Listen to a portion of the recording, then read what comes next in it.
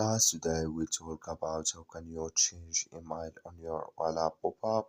We're going to figure out a solution or know how you can do that in your app. All you have to do to just go down, click here on you down here.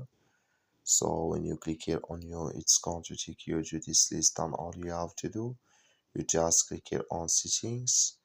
Then it's going to take you to next here. Then all you have to do now, just click here on edit profile. So then you come to next step here. Then all you have to do, you just go down here. So you keep going down. Then you come here to email address. Just click on it here. When you just click on it, so then they send to you verification. You go to your box on your email. So then you just click on it. Then it's going to take you automatically to change your email.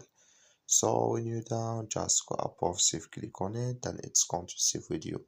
That's all you have to do. Thank you for watching. Don't forget to support us by liking, subscribe.